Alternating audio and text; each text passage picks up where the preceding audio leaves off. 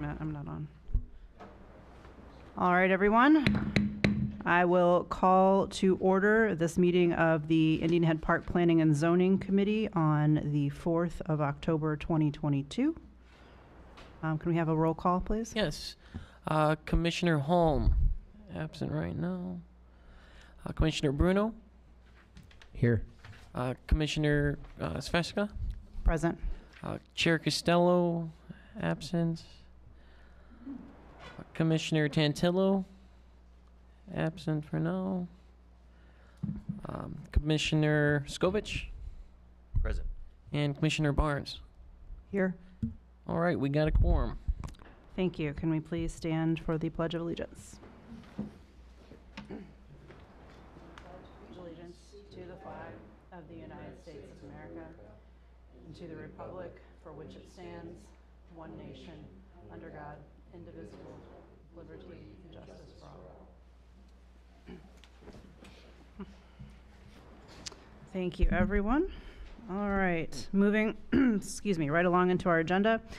We have an old business item, which is the special use hearing for the unattached structure at 6520 Pontiac Drive. I will need a motion to open the public hearing on this item, please. I'll move to open the public hearing. Thank you. Do I have a second? Second. Thank you. All in favor? Aye. Aye. All right, so moving right along, this is an item that we had looked at, I believe, at our previous meeting. It is an unattached shed along with a cabana. And then the second item is an extension on a pool deck also at this property. Do we have anyone that would like to come up and speak to this property owner, perhaps? Hi. Hi. Nick Dubach, 6520 Pontiac. So I think we had left this as a continuance of the prior meeting. I believe Andy was going to look into the files with regard to the deck specifically and its status and what he was able to find when we did our original construction. I hadn't heard anything really from the village until today, that today was the meeting. So I'm here to address any further questions or dialogue around this and see if we can arrive to a pragmatic solution. And given that there's two structures on the site, we understand the shed is being treated as one. My wife and I have agreed that, if one of the structures has to go, then obviously the shed would be the simplest one to remove from the site and move on with hopefully life. So. Yeah, so I did check the permit, and the permit, it only covered the fire restoration stuff, Okay. Nothing outside, and kind of like Mr. Dubach mentioned. So just the issue, I guess, at hand really is the cabana and the shed are both unattached structures. I think they both do meet the criteria for special use for their respective special uses. And I do want to kind of backstep really quick, not talking about Mr. Dubach's shed, but kind of sheds in general. There's been some kind of new direction from the board, you could say, kind of based off of the cases that have been heard. So at the last board meeting, the board reviewed 4 shed applications, all for properties on the west side of Wolf Road. And 2 of those sheds were long existing, and 2 were new proposed sheds.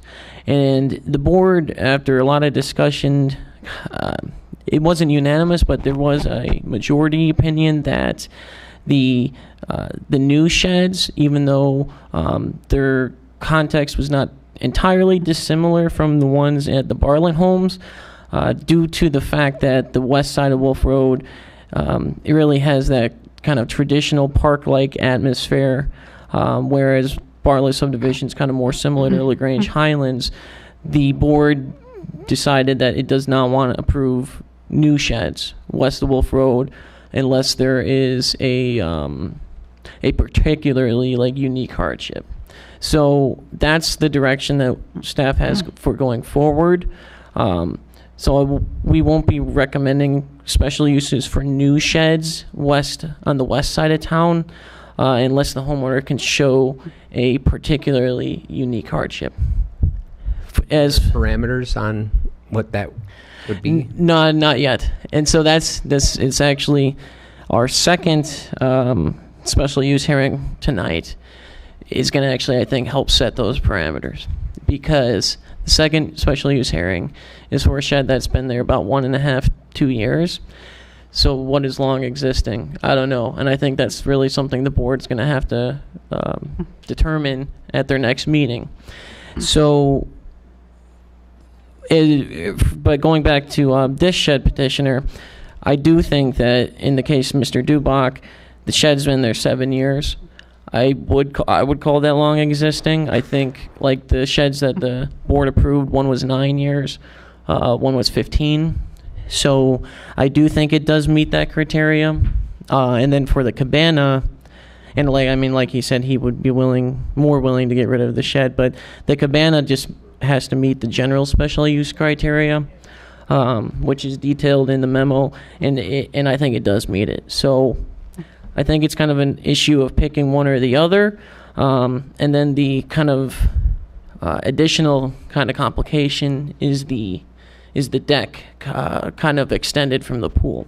Technically, in order for that to be compliant, it would need a variance. I know this commission's granted variances for some decks in the past for going outside the buildable area. So that's kind of where we're at.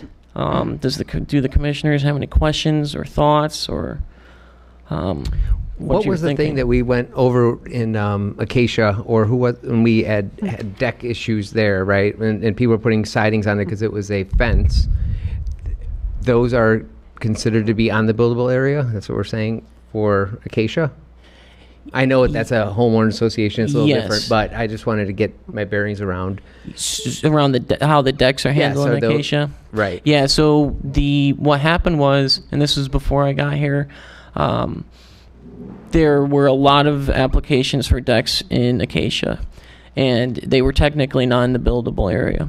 So the board first went through planning and zoning, and then the board made the decision to streamline the process, essentially, to allow building outside of the buildable area within that zoning classifications, and specifically for decks, so that people, because I think the situation was, it was just one after the other of deck variance, and no one had a concern because it was the unified town, one association. The same village, Bill, right? I mean, yeah, Park, yeah. right? Okay. I have a question on the buildable area. What part of that deck is not in the buildable area? So actually all of it. So Indian Head Park, the buildable area, it's essentially equal to 40%. 40%? Yeah, 40% of your lot depth. And so it's pretty restrictive. Mm-hmm. So in the case of like your pool and the deck, it's actually all outside the buildable area. Interesting. Okay. And the intent there is that when the village first was incorporated and establishing its zoning code, and for a while it's put the emphasis on that park-like atmosphere, the open backyards and whatnot. So if it was cement or pavers, that would qualify as acceptable in lieu of a deck? And unfortunately, it's any structure. No, I'm saying if there was just, instead of a deck, if there was a pavers or concrete. Oh, on the ground? Mm-hmm. That would be allowed, yeah. Interesting, okay. Yeah, that's the way the code is. So there's a distinction between completely in-ground pools and above ground or partially above ground. That the village only allows fully in-ground pools with a patio area around them, and they do have to be enclosed with a fence. Within right? 3 But feet not- of the edge of the pool is the distance that the fence is supposed to be. Okay. But Rather than enclosing a larger Correct. area around the it pool. was 6 or 8 feet? Yeah, it's not 3 feet. thought it was think 3 it's feet. No, It's no. very it's skinny. I think it's within 10 feet actually. No. No. I mean, if that's the case, then my whole pre-existing pool is not compliant. Yeah. Because it's not completely, That was Low grade. completely, well, no, the fencing is probably, I'd say it's probably 8 or 10 feet on the outsides, and it's about 8 feet on the west and east sides. Do we have access to the pool ordinance? I mean, just for reference. I don't have it in front of me, but the fencing I do know that the fencing has to be within 10 feet of the pool. It's like we've had people come before in recent years for a pool application, and then they want to make the fence more than 10 feet. We say no, it has to be within 10 feet of the edge of the pool. So this deck just came up now? When we first came up and talked to Mr. Dubac and said, hey, you have this cabana, when was that? That the deck and the cabana are connected. But it wasn't brought up before, right? Now we're bringing it up? I think we had briefly talked about it because there was some question of About a little bit less. the fencing and if the fencing There was nothing too about the far. deck in here last time. Not until we started, via discussion. There was nothing. I was just wondering, when we Yeah. brought up the deck and the shed, when was that? It would be last month at the last month's meeting.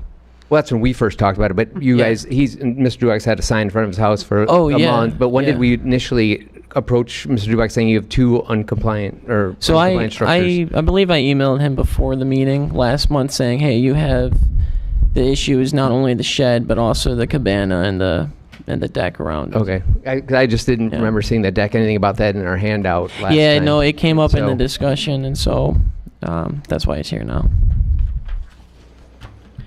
So I guess we have two items that we have to talk about, right? We first have to talk about the special use and variance for the two structures, the shed and/or cabana. And then we have to talk about a variance for the deck. Yeah, I would say. So I think we need to vote on those as two separate items then? Yeah, we can do. Oh, yeah, it doesn't have to be one. Okay. Anyone else have any other questions for the homeowner? None for the homeowner. Andy, Yeah. given the reduced representation from the board, how many votes constitute approval? For tonight, it would be 2 or 3? it would be three. Two would technically be not approval. Yeah.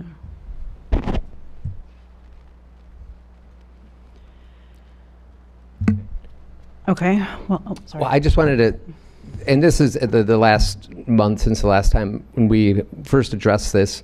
It's like when I joined the board or the commission here, it was so that we could maybe help make changes to the existing code that was written in 1960.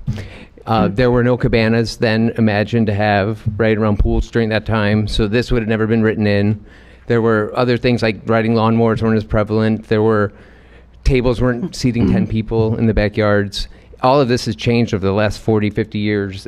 And I think there needs to be a true avenue for people to expand their homes now that times have changed. And if we're not going to have an option, because there really isn't a true avenue here, because we have already, now the board says they're not approving any more sheds. Going forward, blanket, right? I mean, there isn't anything that we're doing to modify the code that was written 50 plus years ago. Yeah. And times have changed. And so, I mean, that's just my thoughts behind it. I know, and I think we should have permit processes, but I think we should have true avenues that people can get things approved that do increase value of properties and make it more living, enjoyable. Because things have changed since then. And if we're not going to make any amendments to our code and just stick to the way it is, it's like, well, then what are we doing here?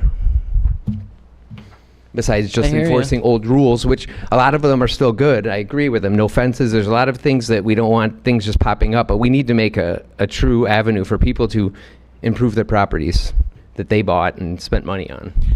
I hear you, and I think that definitely having that discussion at the board level, a real kind of, and this, it's. I know, but already, right? Yeah, They're coming out no. and saying we're not doing it no matter what. Well, So. yeah, well, for the sheds, that's the direction that they've given, but in kind of a larger context, and this is once we kind of move past the shed and fence process, the next big zoning project that staff is recommending is a review of our zoning code to kind of clean up language that's outdated, and also have discussions to see if any of the rules need to be updated. And that's kind of what we want to get to after this, after the fence and shed process. As far as like allowing, I mean, I hear you. It's yeah, technically the deck and the is not compliant, and I think there is definitely an argument that that deck being there is a good thing. So I hear you. I hear you. But just That was going it. up, I just yeah. wanted to make my 2 cents felt that if we're here to do these things to help improve our, like, we can't be stuck in old ways, and there's got to be avenues for it. And right now we don't have one. Even if we make a recommendation, the board's still going to say no, right? I mean, Well, they may or may, in the case of the sheds, they did.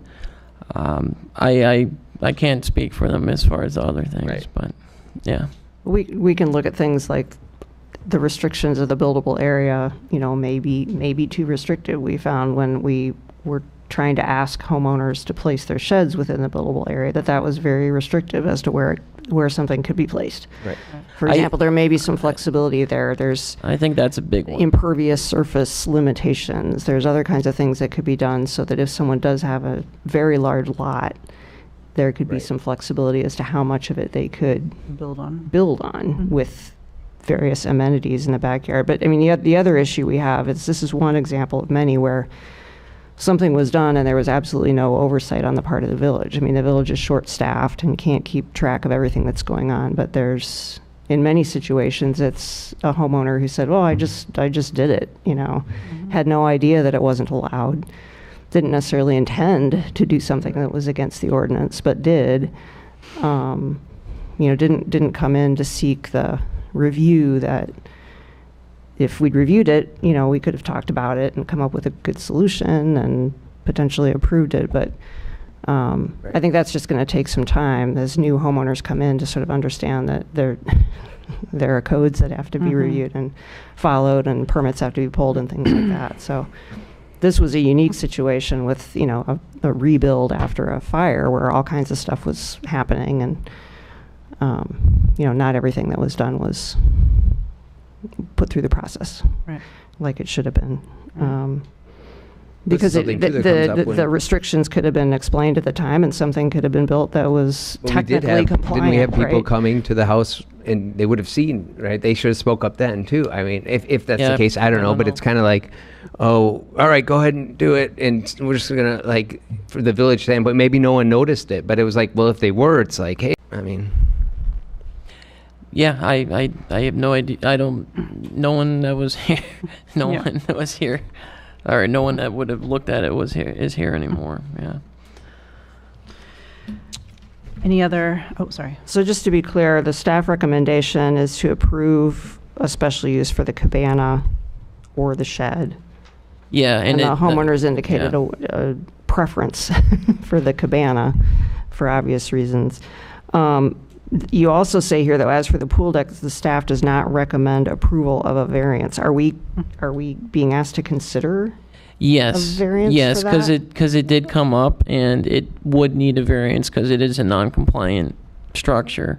And the reason that we're saying that, well, we're not recommending it is simply because to get a variance, you need to have some kind of unique circumstance, is what the code says. And so I just don't know what that would be to allow it.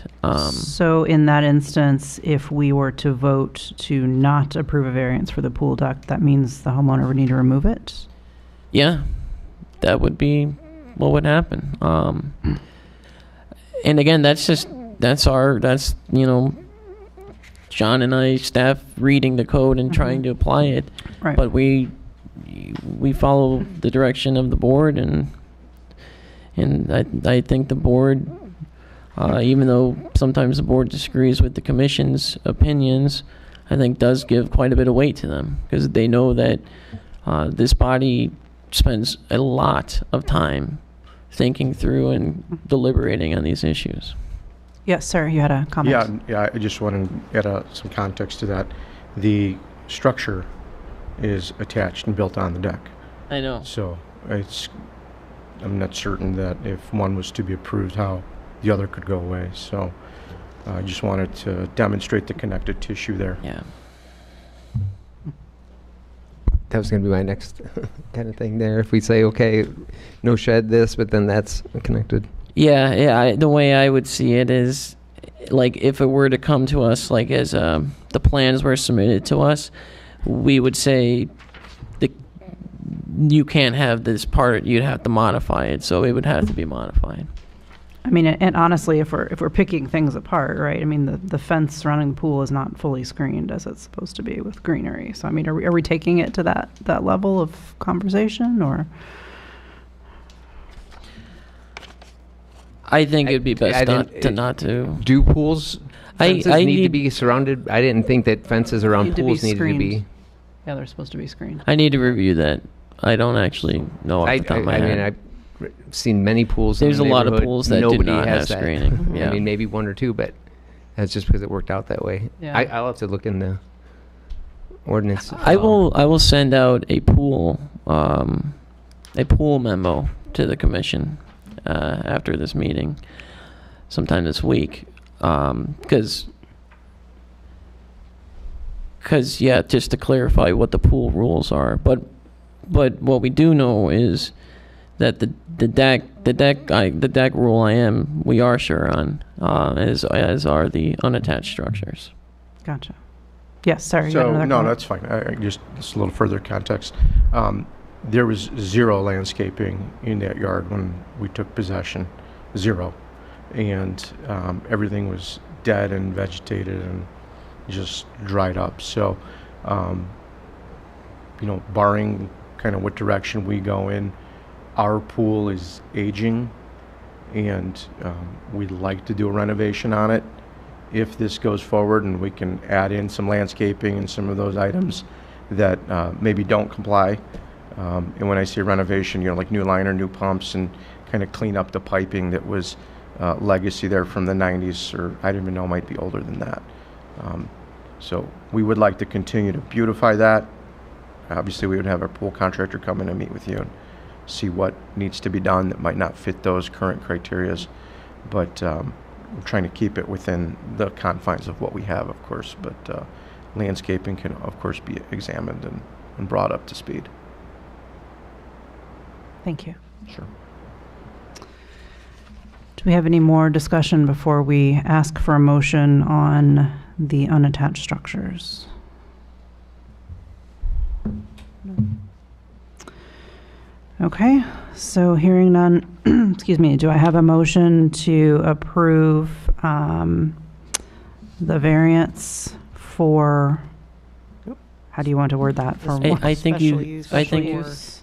Yeah, I think you should word it. A motion to recommend approval of the cabana special use. Okay. Do I have a motion to recommend approval of the cabana as a special use? I'll make that motion. Second. Thank you. And I'll do the roll call. Commissioner Bruno, Yes. Commissioner Sveska, Yes. Commissioner Skovich, Yes. and Commissioner Barnes. Yes. Okay. And then I think you would need to make a motion to grant the variance for the deck. Should we stay with the special use in the shed? Yeah, do we need Oh to yeah, address? yeah. Technically, yeah. You should do that motion too, and then reject it if. So do I have a motion to approve the special use of the shed at this property? Motion to approve. Thank you. Do I have a second? To clarify. You have to vote yes or no on the motion. Oh, yes on the motion. And then But I think we kind of should have did the shed. I thought we were doing the shed first, and then we did the cabana. Are we, is Mr. Dubak still petitioning for both? Or Yeah. does Well, it- the way the application, the hearing is, it's for ball. Okay. So, Okay. Yes. So I still need a second, I think, on that motion. Oh, second. Okay, thanks. Yes, I'll vote. okay. So Commissioner Bruno, all right, yes, and then Commissioner Sveska, No. Commissioner Skovich, no. Commissioner Barnes, No.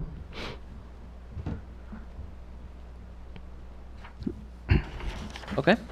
And then now you. For So the do deck. I have a motion to approve the variance on the deck at this property? Motion to approve. Thank you. Do I have a second? Second. Thank you. All right. Commissioner Bruno, Yes. Commissioner Sveska, No. Commissioner Skovich, No. Commissioner Barnes. No. Okay. And so, Mr. Dubak, so this will go to the board. This will not be on the October agenda, but it'll be in the November agenda. And the board will make the final decision and maybe even set policy with your case. So we'll see. Okay? Very good. Thank you. Thank you. All right. And then do I need to close the public hearing? Yes, Okay. please. Can I have a motion to close the public hearing on, whoops, sorry, let me get the address. 'Cause- 6520. Thank you, 6520 Pontiac. I'll make the motion. Thank you. Do I have a second? Thank you so much. All in favor? Aye. Aye. Opposed, abstentions? No? Okay, great. All right, moving on to the next agenda item. We have a petitioner here to ask for a special use permit for a shed at 6612 Osceola. Could I have a motion to open the public hearing on that one, please?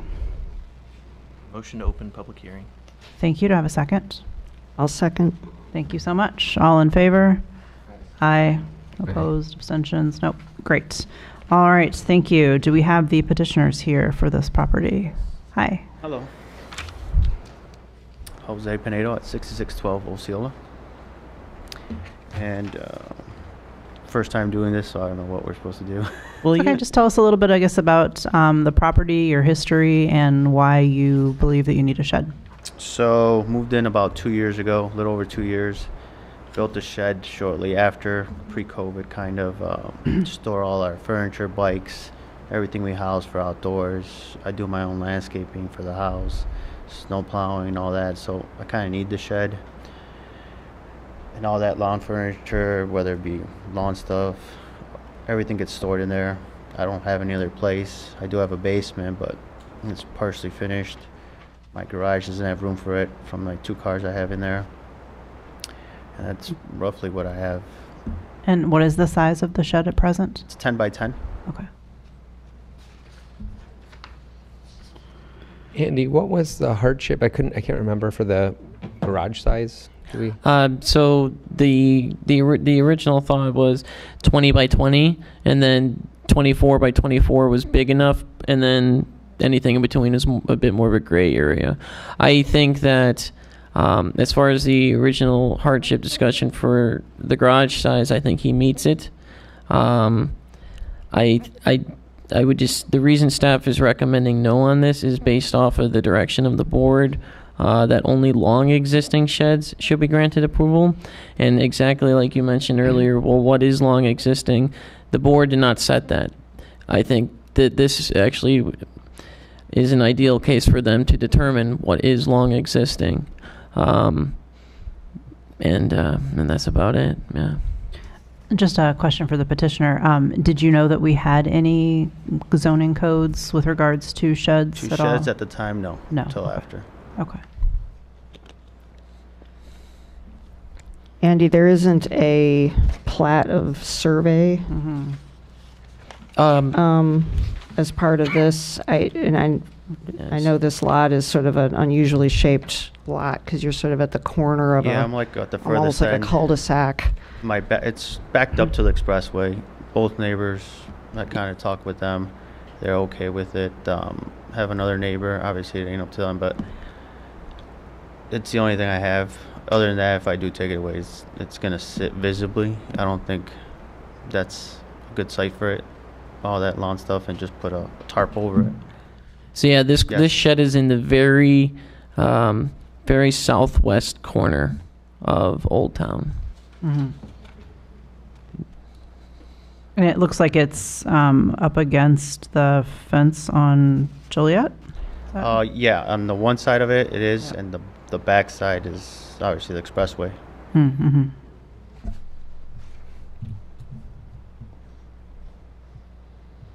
I know you guys are continuing to talk over it, but it seems like you haven't found that exact date of what's considered long term. Obviously, I'm new to the area. I'm not saying that's a reason, but It was Guys kind are of because the blank, Bartlett yeah. homes, they had sheds for 30 years, and that's why this kind of exemption came up more for the Bartlett area. So like, yeah, 1.5 years is not long, but it's, I mean, I don't think we're counting days, but yeah. Yeah, Those are there for 30 years, right? Decades. So, I mean, that was kind of the reason that those are just automatically kind of grandfathered in. Because at the time, right, when we annexed that section, we didn't Yeah. even say anything then, right? So Right. that was kind of the reason behind that one. Yeah, and so the way this kind of process works is, so the Planning and Zoning Commission, they review it, they discuss it, and then they give a recommendation. Ultimately, the Board of Trustees, though, is the one that will make the final call. And so the recommendation from staff is kind of based off of the direction that the board has given us in the past.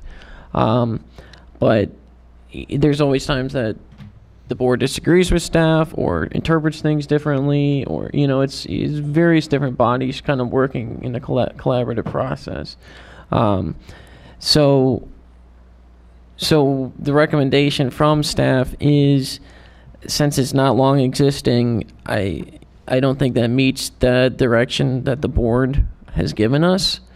But maybe the board, I don't know what they could really consider to be long existing or existing. If a year and a half is long enough that they think it's not a concern or what. So I think that my recommendation to the commission would be to kind of go with your instinct or what you think, and then ultimately the board will have to kind of use this to set policy going forward. So this gentleman actually brings up a really good point. If, let's say, we say no to his shed, and he still has things that he needs to store, your outdoor furniture and such, and he mentioned he would have to just place them outside with a tarp over them. Am I correct in saying that as a village we don't have any provisions in our current code for like things that may be piled in one's yard and covered? Yeah, so I mean, so that would... We have very little legal authority to regulate something like that. So, and that's why so that would be okay, but the shed in Yep. this case that's, Yep, and that's covering it would not be okay. that's part of why personally I've recommended a lot of sheds, Yeah. is because I think a screen shed looks better than things outside, but there's a lot of opinions. Yeah. And it's Well, tough. the home occupations section of the code that we looked at recently, prohibits exterior storage of materials.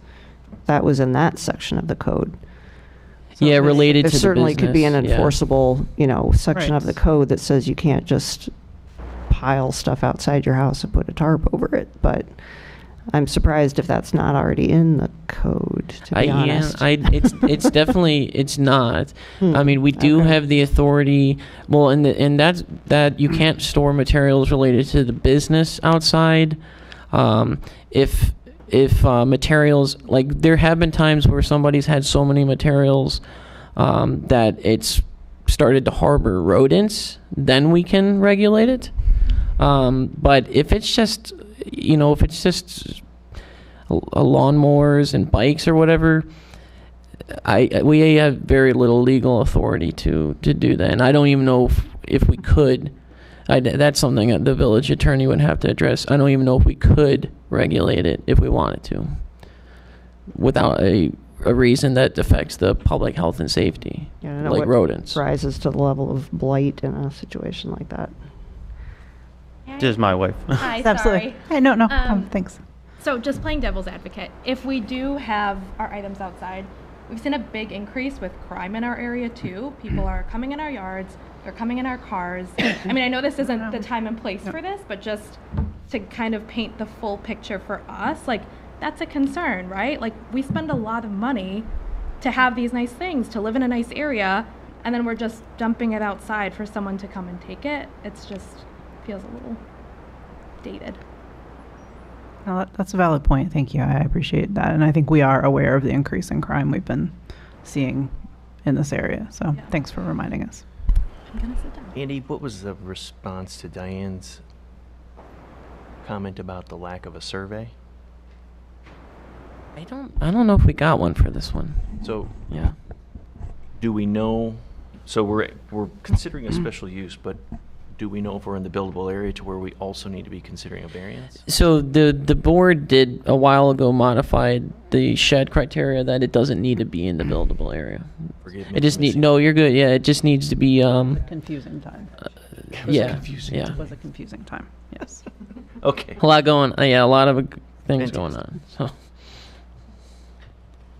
And the one thing, right, that when we do approve sheds for special use, they have to be covered on all sides, and so I guess the one side might have the yeah, I fence, mean, but- if it was given approval, yeah, it would need to get a screening inspection and probably would have to plant a couple, maybe one or two more things to cover it. But yeah. This one is a situation where this one rear lot line abuts the right-of-way of Joliet Road, and then the other lot line abuts the right-of-way of the tollway. Mhm. And I don't know if, once that tollway project is done, I don't know if they're planning to come back and put a fence in there, or there's just going to be, I don't know, uncontrolled greenery back there on their right of way. I'm not sure, but this one is a little bit unique in that there's no one living behind them right. or beside them in this area. It backs up to a public right of way rather than a neighbor. Yeah, I mean, it is a very secluded spot. I mean, with screening, it would be hard to see.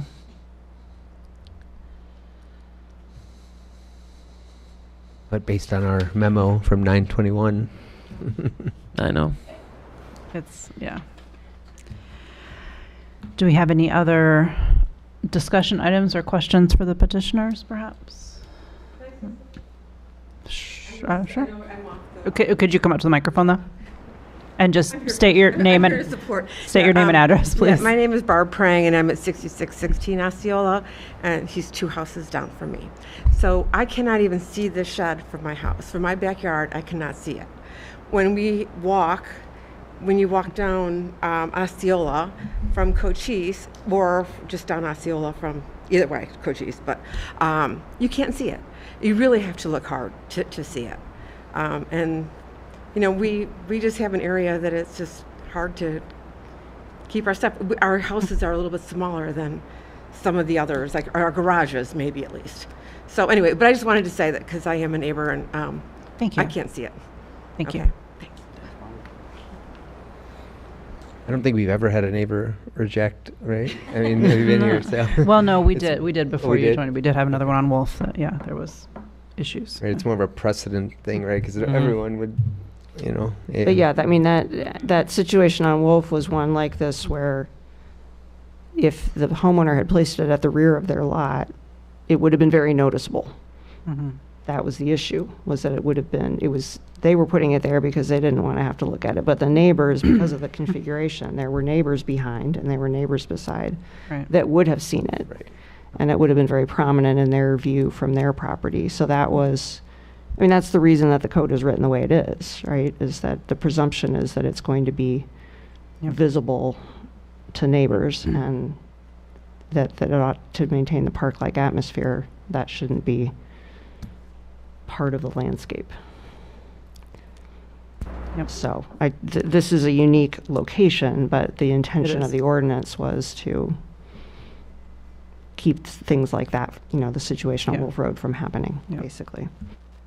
And was the Bartlett homes, most of those didn't have basements, or I can't remember. Most They of them were on slabs. slabs and or had very small garages. Yeah.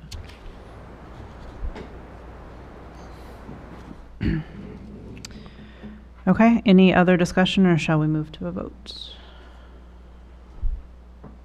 All right. It's Oh, sorry. Go ahead. just have to think, whichever way we vote, how, what's unique about this? Clearly there's favorable support from the neighbors, which is not to be dismissed. But, you know, what's unique about this condition? Why yes this time? What are we going to bat and presenting to the board when they just as recently as 2 weeks ago issued this memo? It's tough. You know, we're administering black and white, and right now black and white is not in your favor. And I just don't know how I would say this petition is different from other petitions that that the board has shot down. There was quite a bit of discussion at the board, and Rita, you can correct me if I'm misspeaking, about the dangers of potentially setting precedent with this. So I think that was something else that was very much vocalized at that meeting.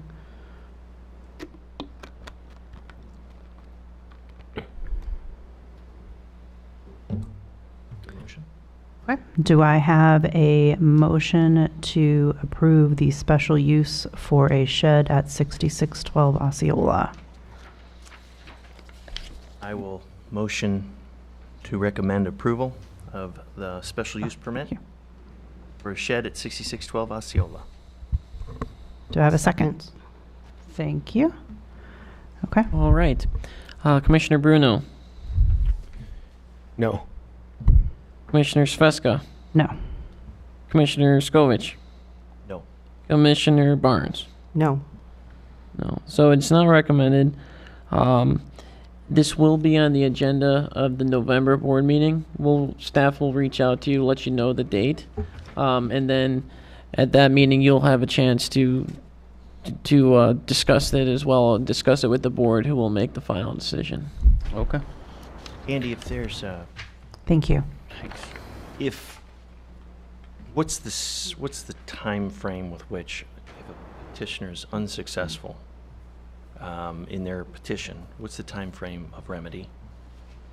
There is no set time frame. We just work it out with them. Okay. So To your earlier comment about a review of the code in its entirety,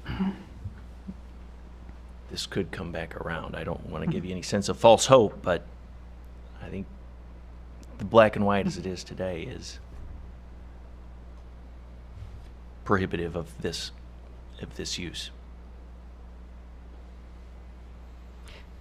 Yeah, I mean, our job as a commission is to enforce the code that is written as written. It can be amended at any time, but as it's written, we are obligated to consistently enforce it.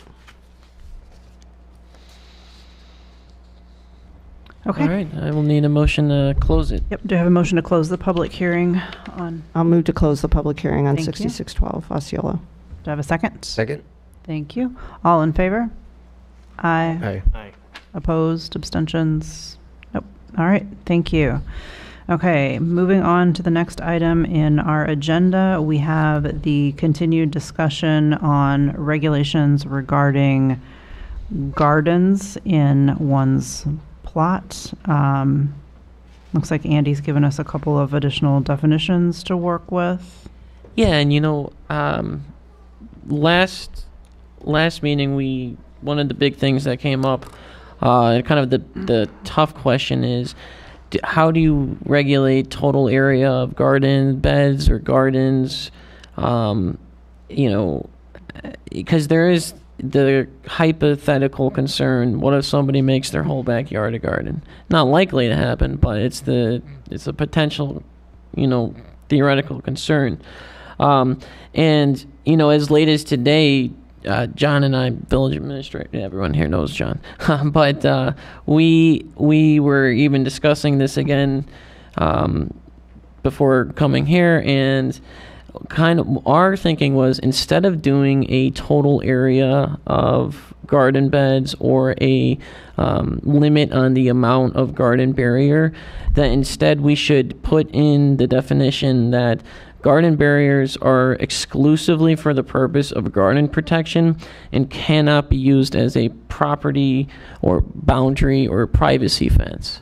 And so in the case, if somebody were to theoretically try to put gardens at the edge of their property in order to fence it in, we could then, through code enforcement, say that's not allowed.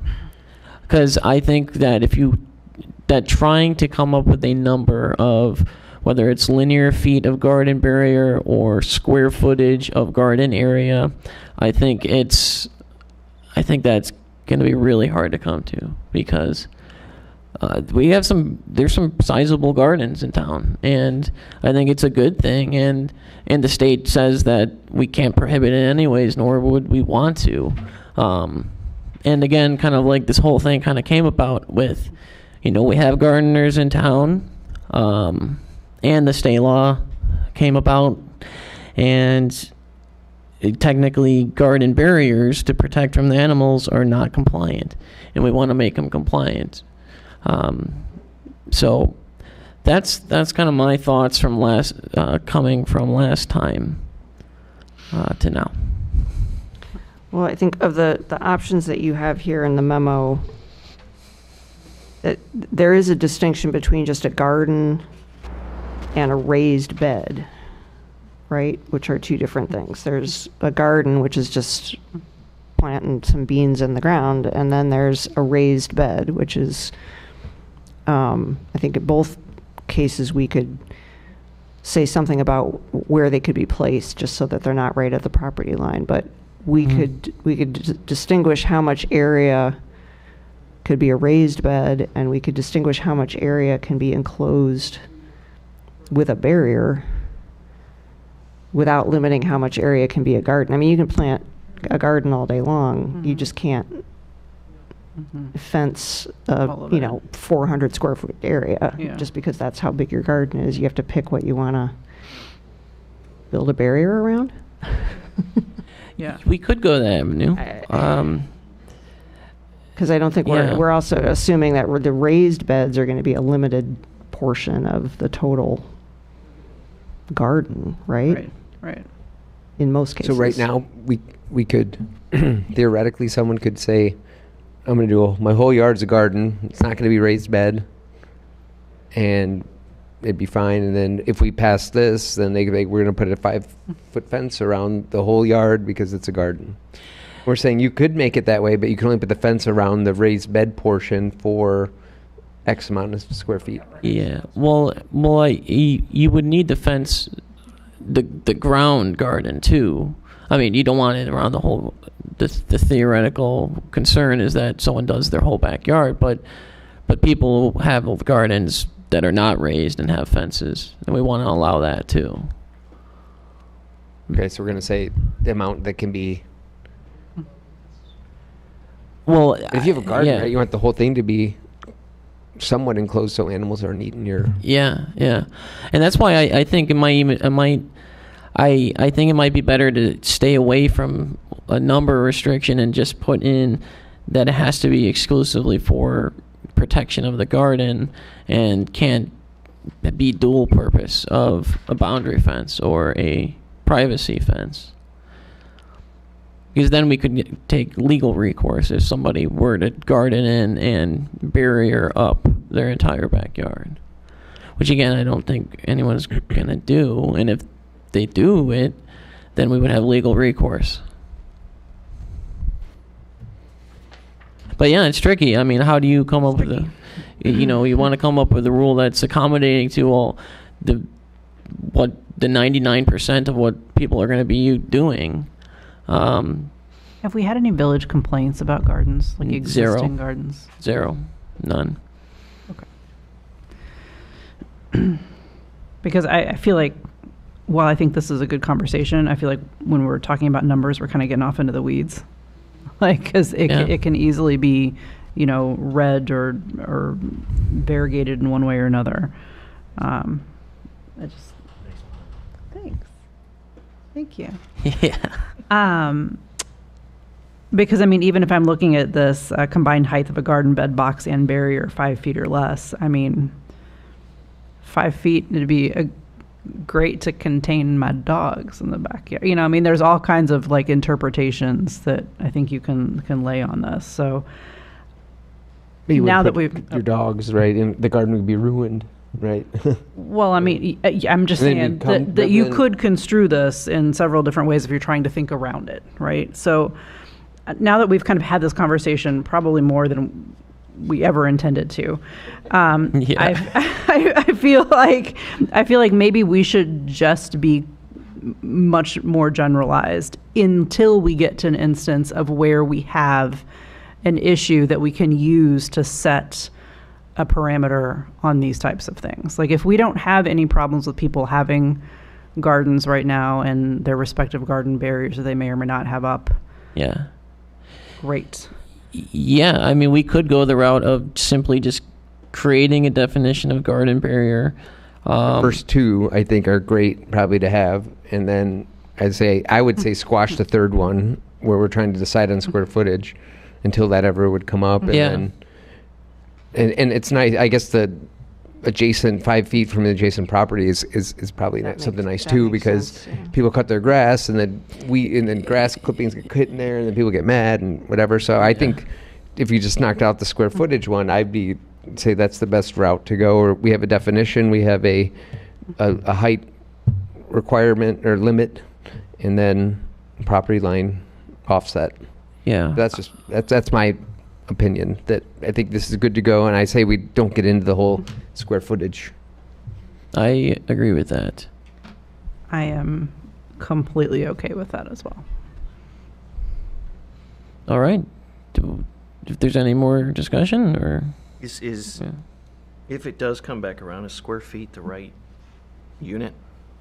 Right. yeah, if you want to regulate the In- size, in I the think. US, yeah. Yeah, kind of. No, I was just Confuse saying- people with your Metric meters, right, or something.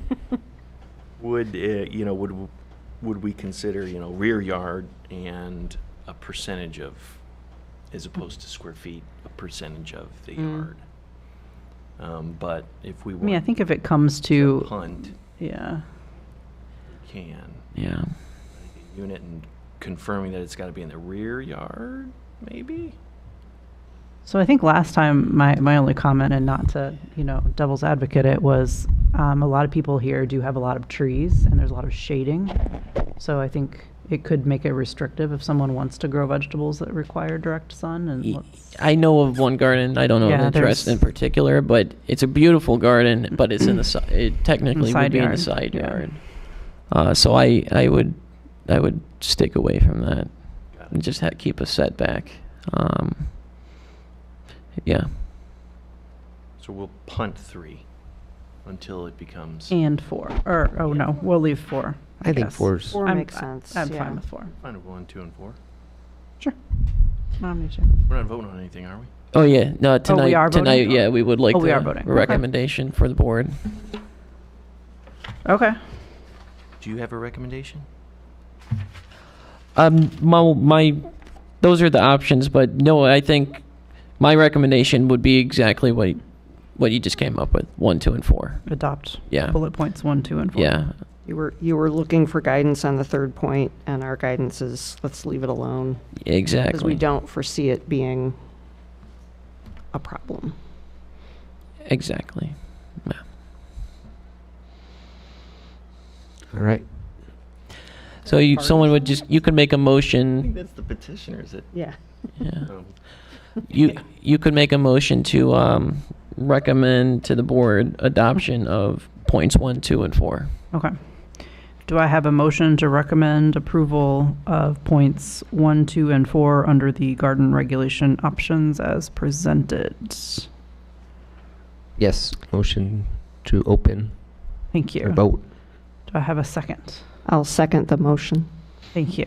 Are we going to do roll call? Yeah. Okay. Commissioner Bruno, Yes. Commissioner Sveska, Yes. Commissioner Skovich, Yes. Commissioner Barnes. Yes. Motion passes.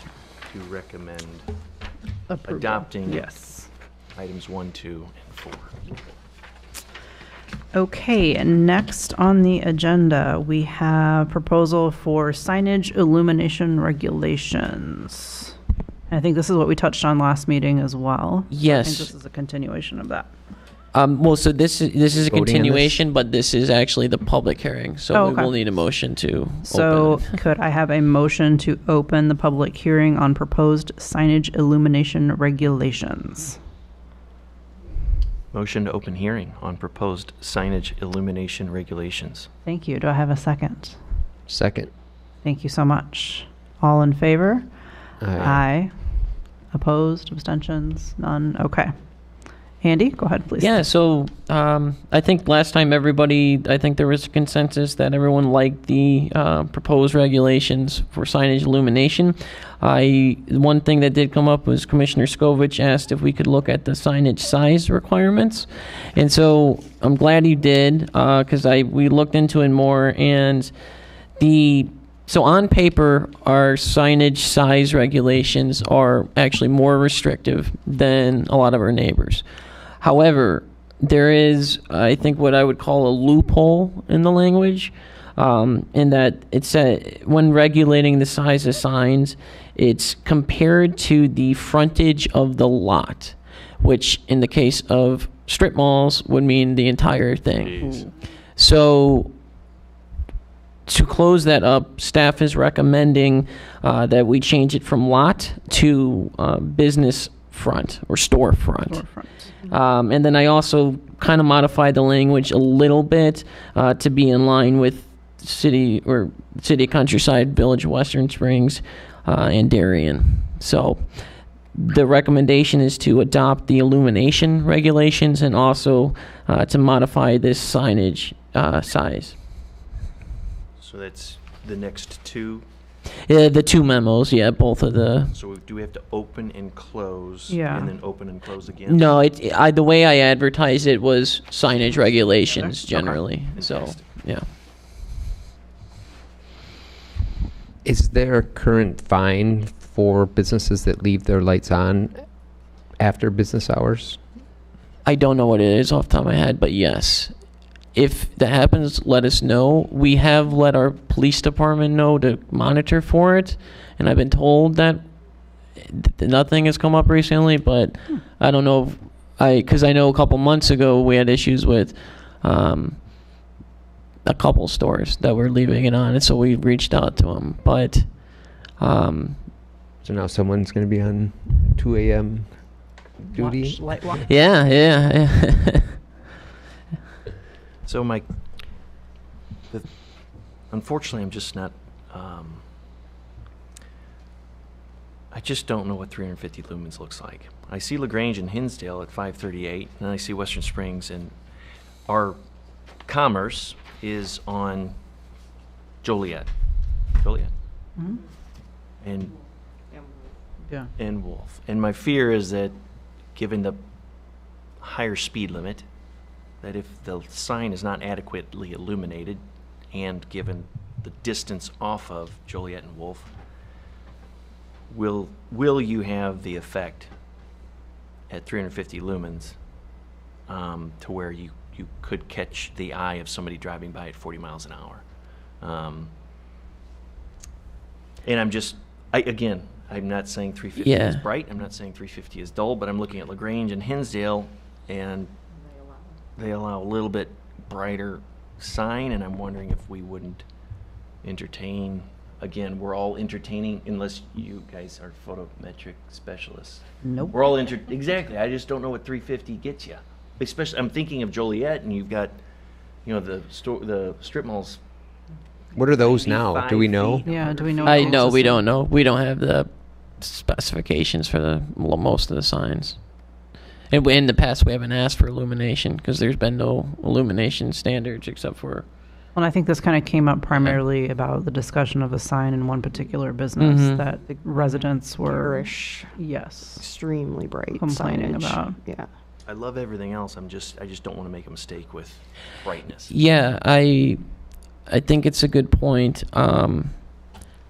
And I can't tell you for sure. I would think. I mean, at night, We had it'd be some, seen. Comparing like, limits. lights we brought in, right? Yeah. We could borrow and just have a Yeah. 350, a 500, and then we could see, turn the lights off and see, like, whoa, and then we'd know. I mean, I don't know if that's possible. Western Springs, those streets you're driving 25 miles an hour, and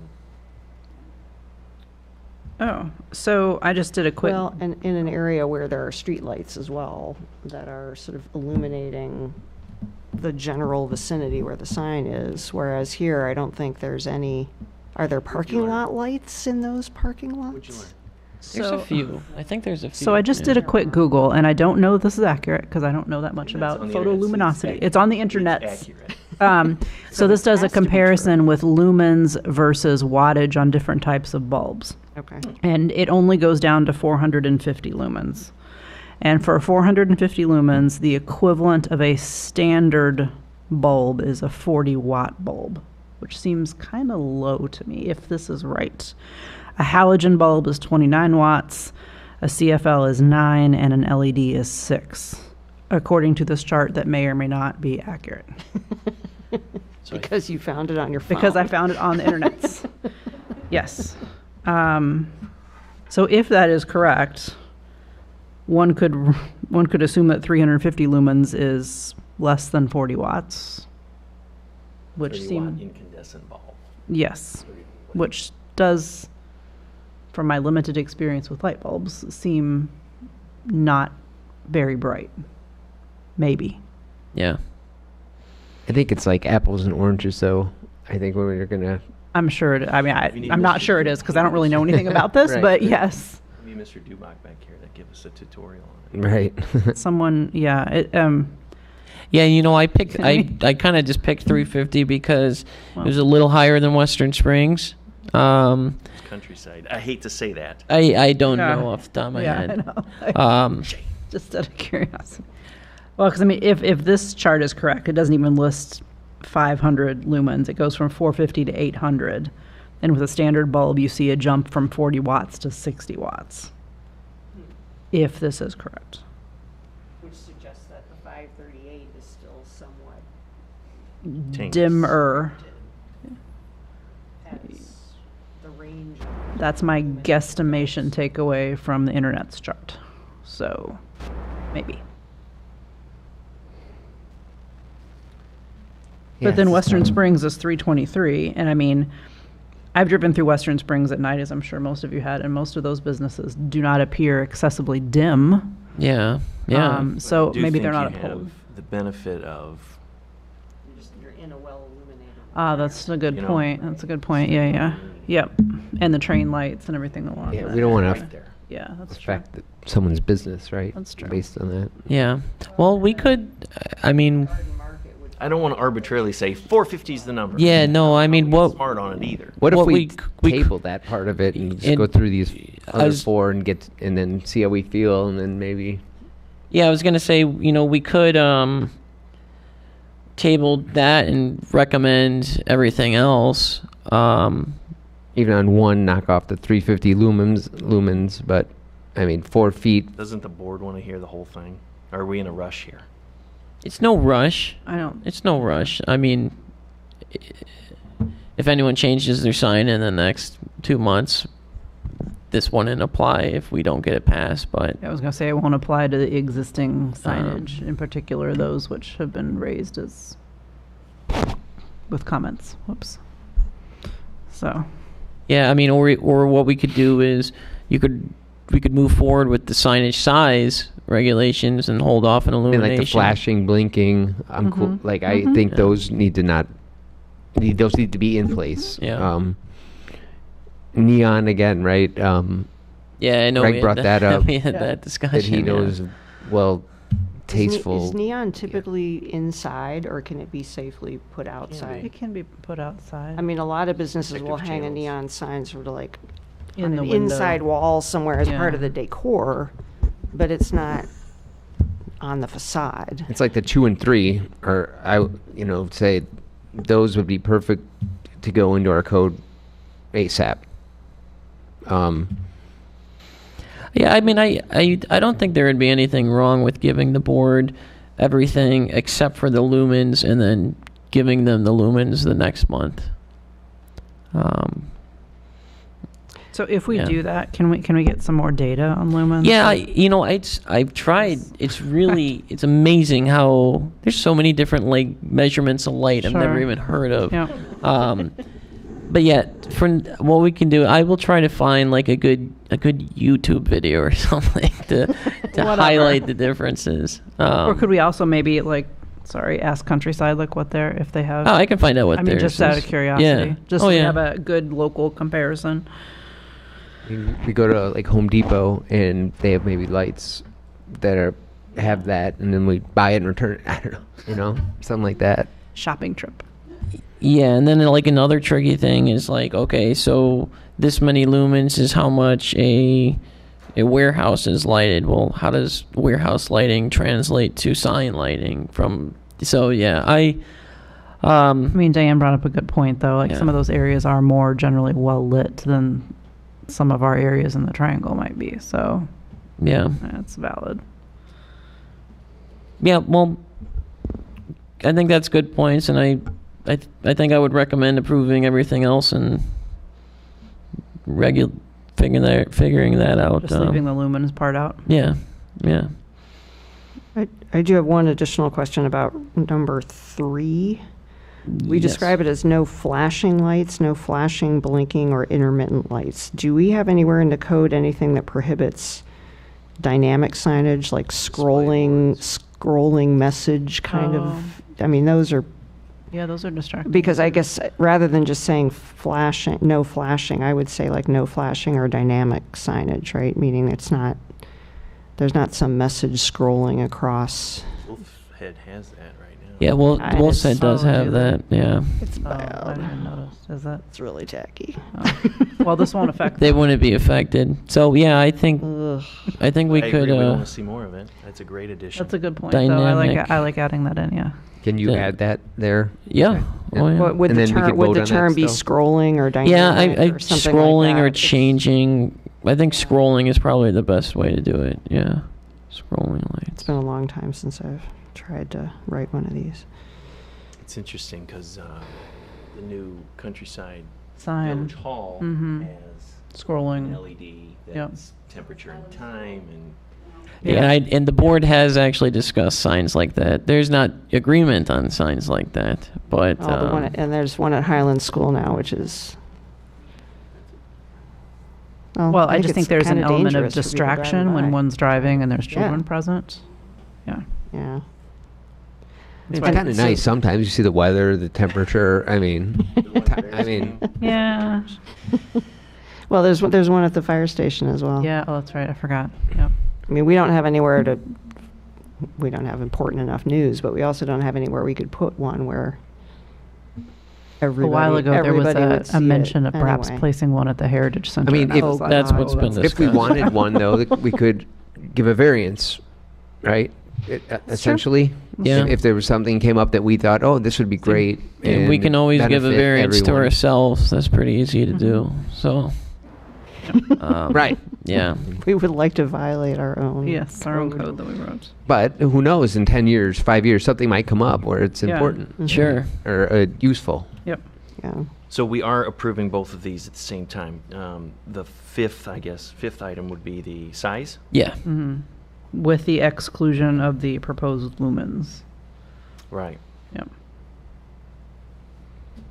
Which the board could do anyways. It's just our recommendation, or they couldn't. Yeah, honestly, no, I mean, I think it would be best to bring, because the commission, you've thought about it more, so I think it would be proper to have a recommendation from the commission on the lumens. Okay. But yeah, To accompany this, or after the fact? after the fact. Got it. When Yeah. we have more data. Data. Okay, any more discussion? Are we just talking about the illumination now, or the size as So well? here's, Everything. Both. Everything. Yeah. so a maximum of 100 square feet. So if I have channel letters, it says Amazon. Is it from point to point of the sign, and that's 100 square feet, or is it A is 6 square feet, M is 9 square feet, A? I think, because I talked to the plan reviewer about how he would do it. I think he would count it as like if you were to Is do an one sign with imaginary 6 square around letters? it. Yeah. Mm. So it would be one sign, 6 individual letters, Yeah. and it would be from The corner to, Corner to corner. yeah, imaginary square around it. Yeah. Yeah. Exactly. Yeah. So I could have, okay, good. That's what's limited to 200 feet. We're only addressing here building mounted signage, so we've got a couple, we've got the shopping center where the 7-Eleven is, where there's a monument sign out by the street, that shared signage for all those businesses that's right up by the entrance as well, which is a separate part of the ordinance, I presume. It is. It's. I think. It's And I don't think there is one of those at the Triangle, but there could be. They at have some like point, right? They have a like a tower. A marquee I sign? think Charlie has a comment as well. Yeah.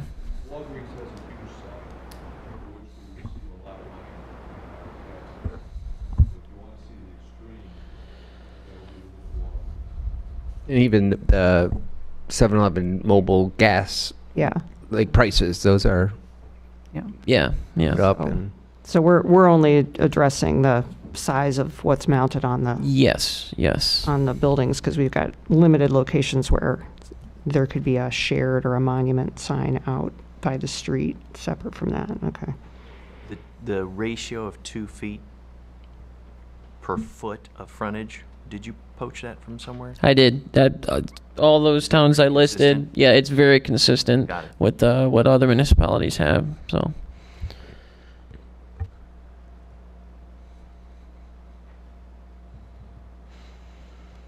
Okay. Any other discussions, questions, comments? Love it. Okay. Do I have a motion to approve or to recommend approval for the proposed signage illumination and signage size regulations with the exclusion of the lumen recommendation? I will make that motion. Thank you. Do I have a second? second, Thank you. Shall we do a roll call vote? Yes. So Commissioner Bruno, yes. Commissioner Sveska, Yes. Commissioner Skovich, Yes, sir. and Commissioner Barnes. Yes. All right. Motion. Thank you. Passes. Do I have a motion to close the public hearing on the signage regulations? Motion to close. Thank you. Do I have a second? Second. Thank you. All in favor? Aye. Opposed? Abstentions? None? Okay, last item of the evening is the home occupations review. And Andy, is this a public hearing as well? It is. Okay, so could I have a motion to open the public hearing on home occupations review? I will move to open the public hearing on home occupations. Thank you. Second? Second, Thank you. All in favor? Aye. Aye. Opposed? Abstentions? Nope. All right. Andy, do you want to? Yeah. So a couple months ago, we did a quick review of our home occupations ordinance. We had a home occupation issue, and so when reviewing the ordinance, the consensus was that the language of the ordinance was effective in being able to deal with home occupations. It was just pointed out that a couple of the terms were kind of outdated, and so we said, why not clean it up? And so the recommendation is just to change the term dressmaker to that of sewist, and to update clergyman to clergy person. And this is kind of the beginning of, I mentioned before, the next big zoning project we want to do is revising and cleaning up our zoning code, and that would include a lot of things like cleaning up our zoning map. There's parts of town that are zoned R1 that should probably be R2, things like that. Another thing is upgrading the terminology. This is not the only part of the code that has some outdated terminology. There's parts of the code that talks about feeble-minded people and stuff like that. So that's kind of our next big project, but this is our start. So we recommend approval, and that's it. Yeah. Anyone have any questions, comments, concerns with this one? I guess just to clarify, we'll do this as sort of a stopgap fix for this one section, but would the village attorney, is there going to be some sort of review of the whole code by the village attorney to say, to get this up to the standards that we would expect Yeah, these are the issues you should address? So we we've been in talks about it at the staff level. Nothing concrete yet. I think the idea is that we would look at it and then bring it to the village attorney and say, what do you think about this? What do you think should be cleaned up? So it would be kind of a collaboration between John, myself, and the village attorney on the staff side. So you'd identify some issues and he'd advise on what the appropriate solution is for those issues, rather than cutting him loose to... And since it is all zoning related, it all requires public notice. So any modifications that come about, the public will be notified, especially people whose homes would be affected by like a zoning classification change or whatnot. So we want to get everybody involved, but that's kind of our thought right now is to go through the code, John and I, and then pick out, like, for example, there's parts of the code that references sections of the code that no longer exist because they were changed or things like that. It can be very messy in parts. And so we want to clean it up. We want to revise the zoning map, make it, because the zoning map that we have, I think there's a couple parts that things have changed since then. So it's kind of a comprehensive review of it all. So the exact specifics I can't tell you. We're not. So I mean, some things might be sort of purely dry and administrative, like we're creating a new numbering system so that we can get rid of all the things that don't have any content in them or something like that. Whereas things that are substantive, that impact somebody's entitlements on their property, there'd be a public hearing and an information meeting so everyone could understand the implications of what's being proposed and express concerns and get Even their like a questions change to answered. wording, right? Would that have to have a public hearing? Any and all zoning code changes, even like this is a public hearing, just changing terminology. So any and all zoning code changes require public notice and public hearings. But that's something where we'd have to, there'd have to be an article in the newsletter and an explanation of what these things are that are being proposed, like what it means if we change you from R1 to R2. Like, those kind of things, so that we're doing it in a way that is transparent, completely open to everybody to have a chance to comment, rather than just come one night and have a marathon discussion. Yeah.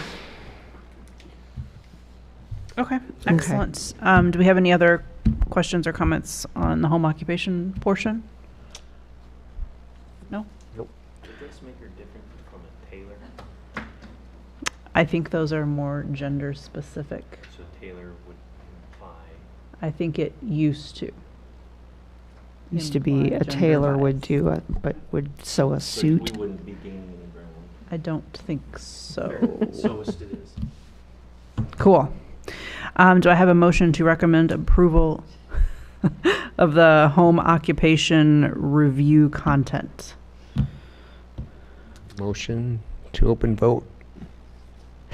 To approve Yeah. as okay. I will second whatever Justin Thank you. Can we do a roll call vote, please? Yes, Commissioner Bruno, Yes. Commissioner Sveska, Yes. Commissioner Skovich, Yes. and Commissioner Barnes. Yes. All right, motion Thank you. carries. Can I have a motion to close the public hearing on the home occupations review item? Motion. Thank you. Do I have a second? Second.